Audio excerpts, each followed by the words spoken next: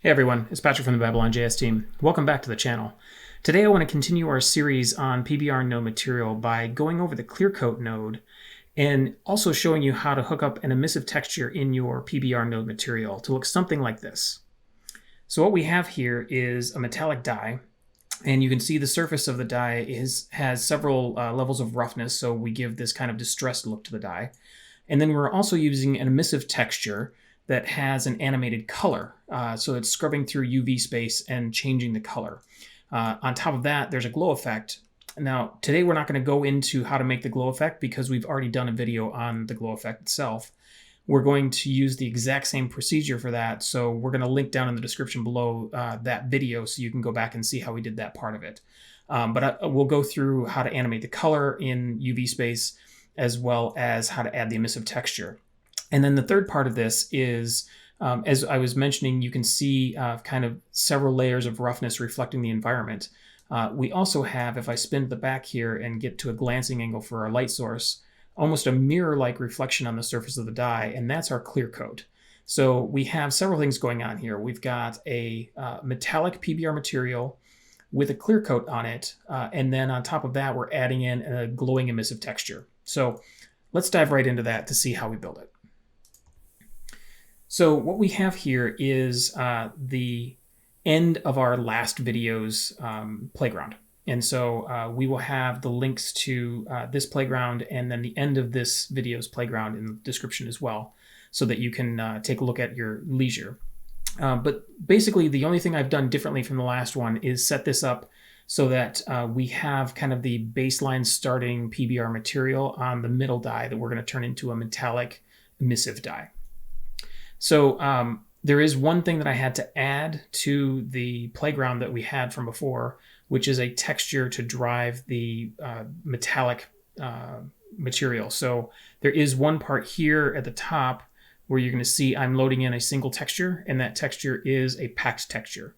Normally we talk about an ORM texture or an ambient occlusion roughness metal texture. This channel packed into RGB. In this case, for metallics, if you're using a true metallic, the base color is reflected in the reflections, but because we're using kind of a gray metallic, I'm just using a single channel for our base color, and I'm going to use that as a mask to blend between two different colors in the shader. So that saves me an extra texture load of a base color texture, and so that's that for that point alone, it makes your code a little bit neater. You don't have to load multiple textures. And in this case, it works out really well for us. So smaller memory footprint, everything's great. So that texture is going to be what I'm calling a BRM, or a base color roughness metallic texture. I'm not using ambient occlusion on this, so I was able to get rid of that channel and replace it with a mask for our base color. Then the only other thing you'll see towards the bottom here is the glow pass. Now, in the final version from this video, the glow layer will be working, and that will be set up correctly. In this one, I'm not going to add in the necessary steps in the shader. Like I said, we'll link to that video and how to create a glowing emissive texture below so that you can look back at that. But that is the only other part of this playground that changed. So with that in mind, let me open up our materials, and I'm going to grab this middle node mat, which is what's assigned here. And let me set up our workspace so that we can see everything.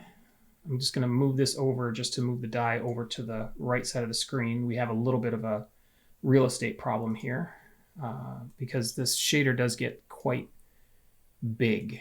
And so I want to make sure that we can see everything on screen. Okay, so any change we make here will update in the scene, and so we'll be able to see what we're doing as we go along.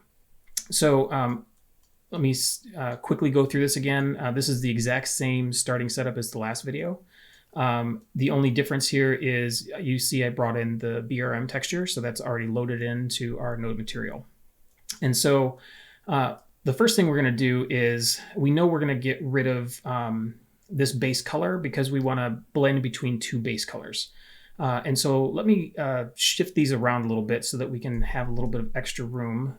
We can shove reflection up here, and view we'll bring up here, and camera position we'll bring up here. let me move base color up and the BRM text can come up here. I think that looks about right. So the first thing I'm going to do is I'm going to try to be a little organized here. And so we had named this base color. I'm going to call this base color 1 because we're going to have 2 base colors. And then we're going to copy and paste that one, and then we'll name this base color 2.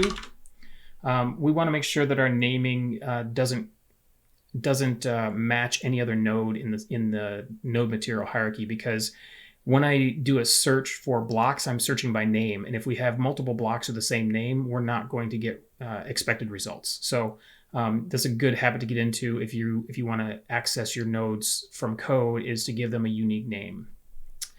So then I'm going to need a lerp texture, and so, or a lerp node, and so we're going to stick this lerp node here, give myself a little bit extra room here, and we're going to go base color 1 in left, base color 2 in right, and then the base color mask that's in the R channel I'm going to throw into my gradient input.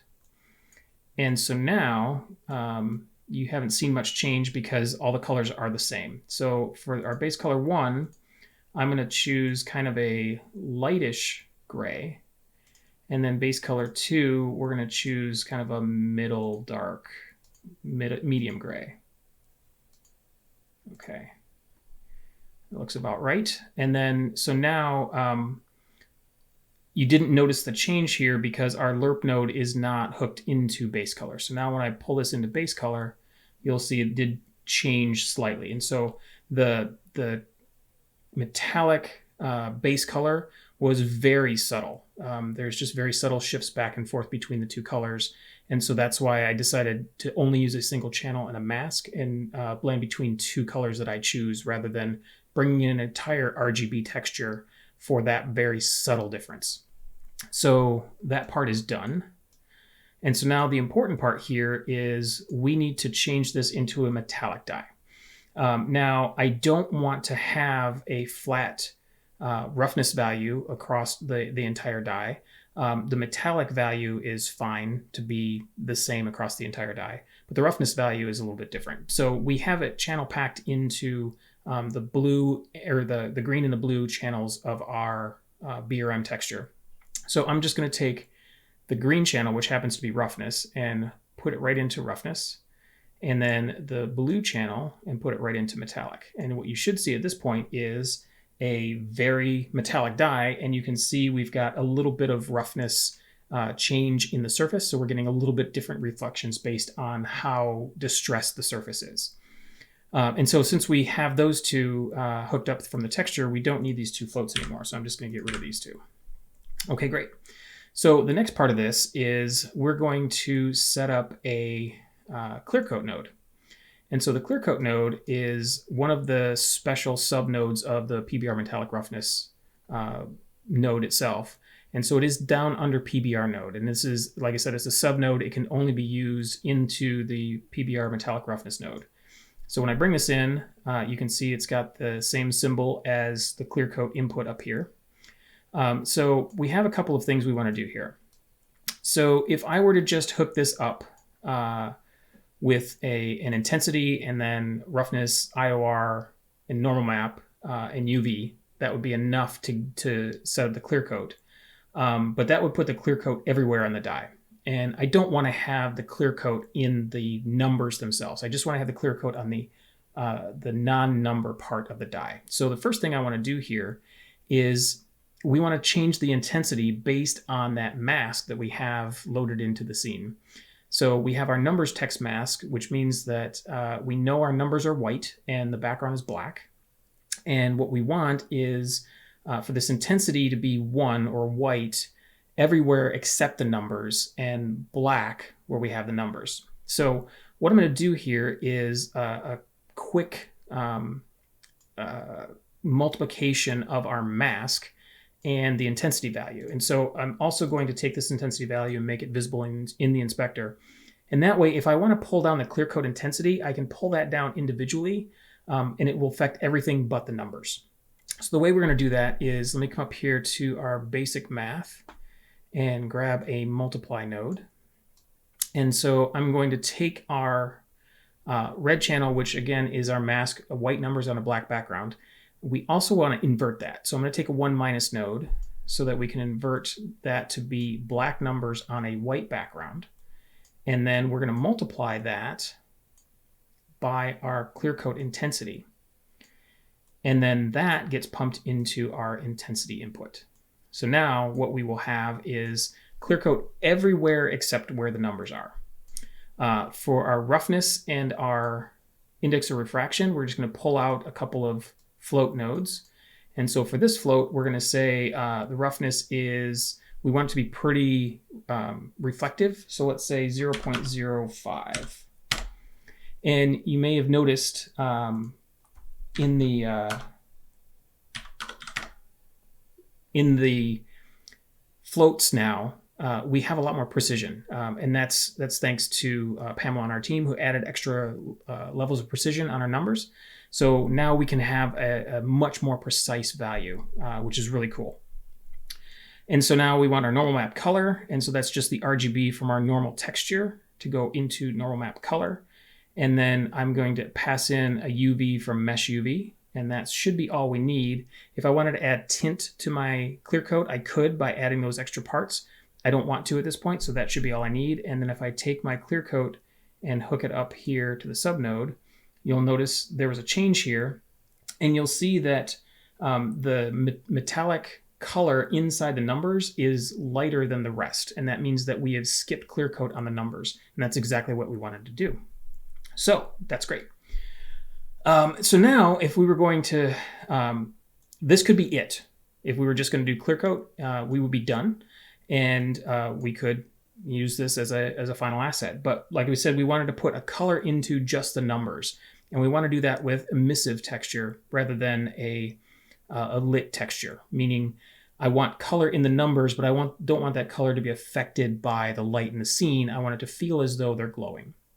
And so to do that, I'm going to have to add the color after the PBR metallic roughness nodes.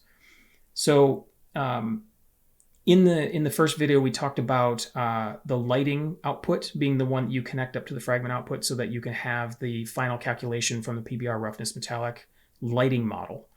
The rest of these are all the individual components. So they would be diffuse direct, and diffuse indirect would be diffuse color from the direct lights in the scene, and diffuse color from the indirect lights in the scene, which would be your environment light. So the easiest way for us to do that, we can't do it in lighting itself, because we may want to do something different with the diffuse versus the specular versus the clear coat versus the sheen. So I'm going to show you how to hook up the individual components. We could just multiply it in with lighting and be done with it, but I think it's important to show you how to work with the other outputs. So what we're going to do here is I'm going to come up here and grab a few add nodes in our standard math. So we've got 3 add nodes that I want to have here. And I'm going to call these diffuse contribution. So diffuse cont. We're going to call this one specular contribution. And then the third one we're going to call coat contribution. So then what's going to happen is I'm going to take the individual channels, diffuse direct and diffuse indirect, and add those together. So that'll be our diffuse contribution. And the same thing with specular, specular direct and specular indirect. And the clear coat, which here, clear coat direct and clear coat indirect. And I think I missed that one. Specular indirect is supposed to be there. Okay, good. So now those give us the 3 properties that we're concerned with: diffuse, specular, and clear coat. Now, if I had sheen in here, I would also do the same thing with sheen. If I didn't have clear coat, I wouldn't need to do clear coat. So you only use the outputs that you're concerned with in this sense. So then I'm going to take 2 more add nodes here. And because we want to add our diffuse contribution and our specular contribution, and then the sum of diffuse and specular, we're going to add with our coat contribution. And now the important thing to remember here is where the lighting output can go directly into the fragment outputs RGB node. That's expecting a gamma space value. Lighting is output as a gamma space value. The other channels that are coming out here that are not the lighting channel are all linear space outputs. So right now, these colors are in linear space and the fragment output expects gamma space. And so that is the wrong color space. So we do have to do a conversion right here. And so to do that conversion, I'm going to take a power node and hook up the sum of all of my contributions. And then I need a vector 3 node. And that vector 3 node is the power which we're raising each channel to. So it needs to be a 3-channel number because we are using a 3-channel color to affect. So here we're going to take, this is an approximation for the conversion, but it is a good enough approximation that it'll work for us. So I want 0.4545 in each one of these components. And that will convert from linear back to gamma space. And so I'll wire up this power node, and if we wire this up, we should not see a change in our dye, and we don't. And that's important because that means that we have the correct color space, and that's an easy way to check.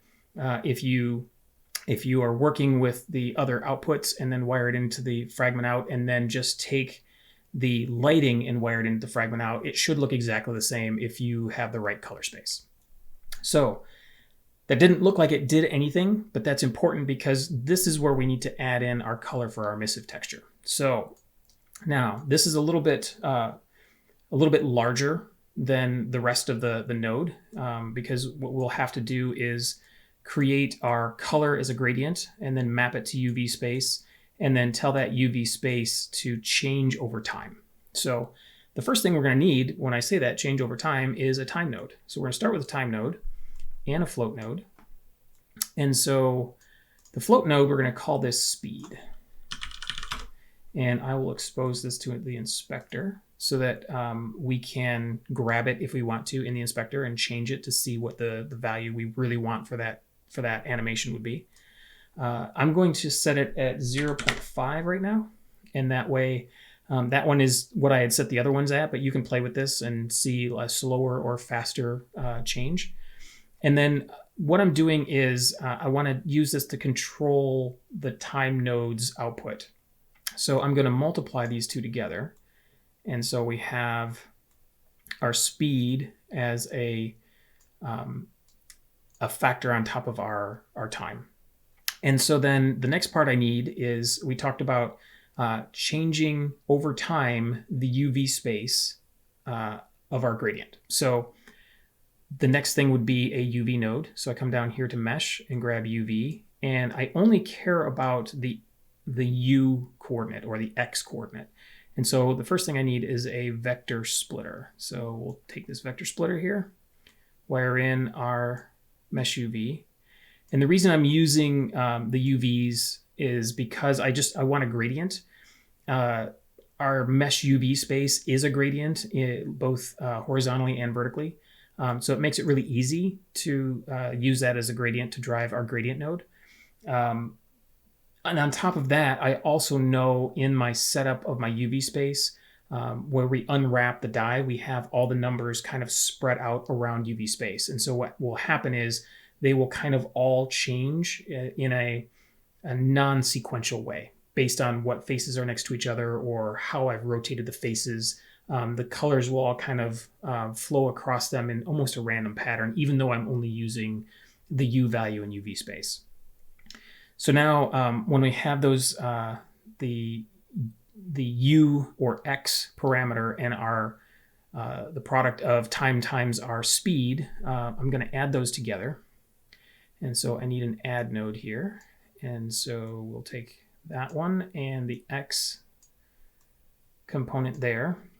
And so now what we're going to end up doing is using a gradient node. So this gradient node expects a float value in, and the float value is somewhere between 0 and 1. And you can see here where we have the steps. I have black at 0 and white at 1. So if I pass a value that is above 1, it's going to be whatever that last value is, because it doesn't know how to wrap back to 0 again. So if I were to pass in 1.1 or 2 or 12, it would all be white. So what happens is when I take my time and pass it through here, time is always increasing. So at some point I'll go beyond 1, and I don't want to go beyond 1. I want to get to 1 and then go back to 0. So the way we do that is to use a frac node, because the frac node will ignore the whole number and just give you the decimal places. And so that helps us, because it doesn't matter if it is 0.1 or 1.1 or 12.1, it only reads the 0.1 after it, which means that every time we cycle past a whole number, we start back at 0 and go back to the whole number again. So this will keep us within the range that the gradient node expects, and that's important. So now with our gradient node, we want 3 steps. And I want to start with kind of an orange color. And so I'm just going to grab, it doesn't really matter what color I choose, just kind of a saturated, kind of not really goldish orange. Something like that is fine. And then I'm going to copy the hex value. And I'm going to come up here to my third color and paste in the hex value. And that way I get the exact same color. And what that's important is because as I go from 1 back to 0, I don't want to see any kind of jump in the color. And so then my middle color here, I want to set it at 0.5 for the value. So once we get to 0.5, we will be fully the second color in our gradient, and that color is going to be a yellow. And so we'll grab something like this. It's fine. Okay, so now we have our UV space driving our gradient, and then it will change over time, and that's exactly what we want it to do. So now we need to add this into the calculations that are happening over here, but the gradient, because I'm just using UV space, is going to fill the entirety of UV space with this orange or yellow or orange, depending on the color, or depending on the value that's being pushed to it. And so I want to make sure that we are only isolating those colors to the mask, so for the numbers. So that's where our numbers mask comes back in again. So I'm going to grab under our standard math a scale node, and we're going to wire in our gradient. And then I want to make sure we multiply white for the numbers and black for the background. So we know our base texture is white numbers on a black background from the red channel here. So we're just going to multiply this in on the factor and scale it down. And that will give us color for the numbers and black for the background. Now, we also want to add this into these nodes up here, but we don't want them to be influenced by the color underneath. And so what we're going to do is we're going to black out just the numbers. So then when we add the color from the numbers on top of the other textures, you will get the pure color from the gradient on top of the number, and that's all you'll get. So let me show you how we do that. It's very simple. It's the exact same process as before. So before this power node, I am going to do a scale, and we're going to input the sum of all of our contributions here. And then I want to black out the numbers, which means I need black numbers on a white background, which is the 1 minus our mask. And so if I take this 1 minus node and wire it in over here, that gives us what we want. And then when I push this one into the power node, you'll see we have black numbers on top of the metal die. And that's exactly what we need to have it happen. So now the last step is just bringing in the scale gradient. So it's gradient color on top of black, and adding that into that black on top of the metal.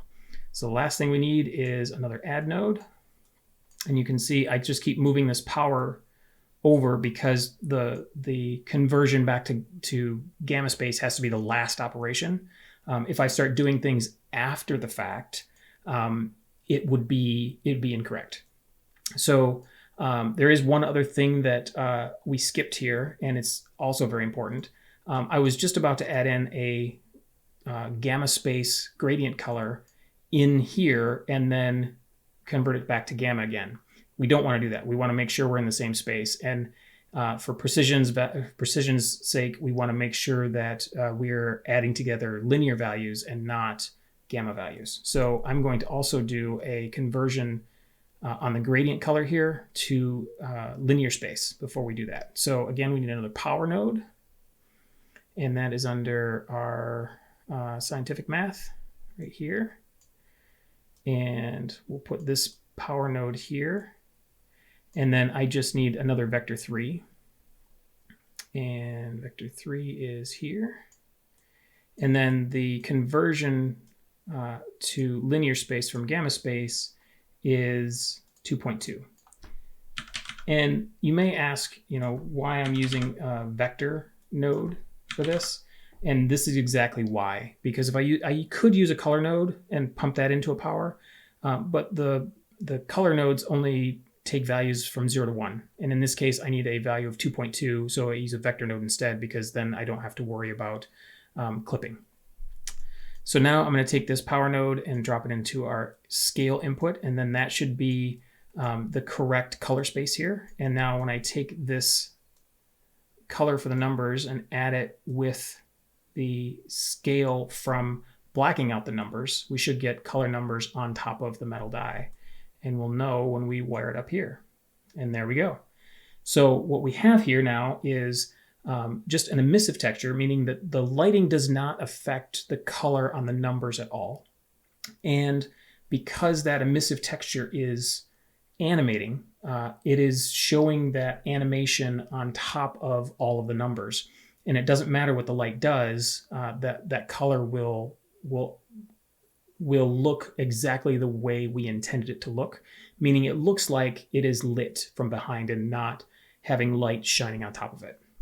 So let me close this down and open this back up a little bit, and then we can roll around. You can see, even when it's in shadow, those numbers are the exact same intensity as they are up here. And so you can see as we roll around this 14, the light on the metal face is changing, but the light, or the color of the 14 is only being controlled by the color of the gradient node. And that's exactly what we want. If we were going to add a glow on top of that, then you take the technique from the video that we linked below and add that into the shader, and then it should work just fine. So hopefully you have enjoyed this part of the series.